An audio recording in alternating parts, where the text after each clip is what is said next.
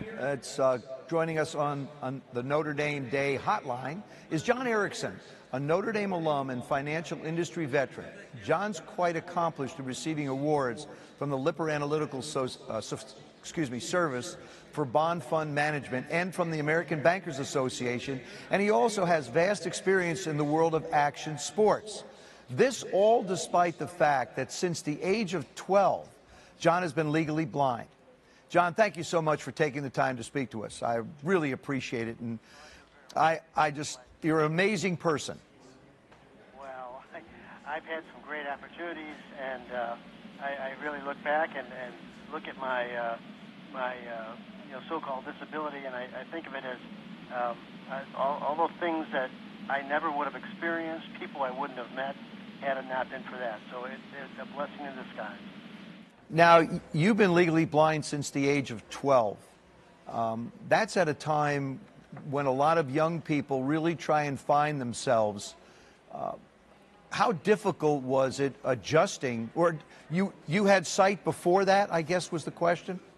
I had perfect sight. I wore glasses, and just correctable sight.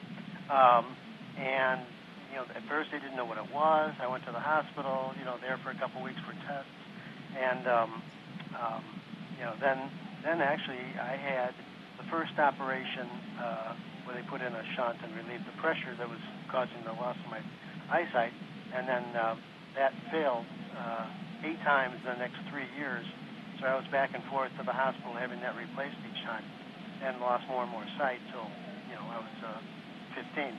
Now, I think about, what a critical time. You're learning to drive, you're trying to get your head on straight about, relationship with girls and all that kind of stuff. And, I know I got set back on those kind of things.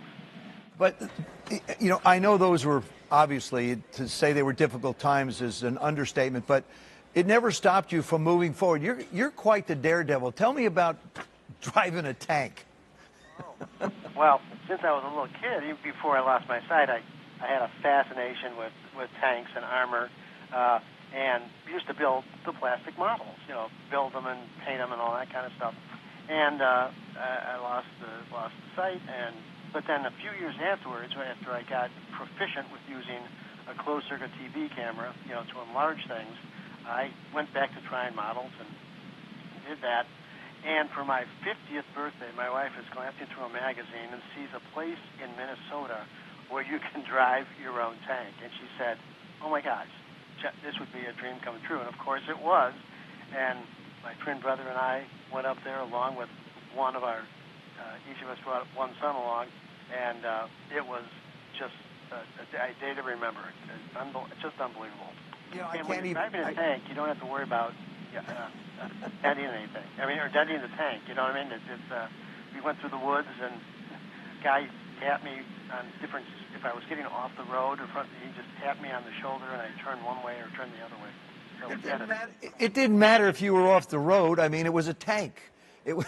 That's right. Well, the climax of the weekend was they put me in, took me out of the one tank, put me in a second tank that was already started, and they drove a junker car in front of me, and I drove over the car.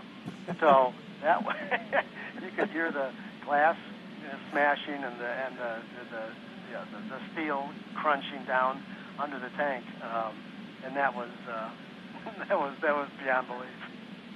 John, thank you so much for taking the time to join us. You are an incredible man, and we can't wait to hear about your next future adventures. I'm sure they're going to be quite interesting.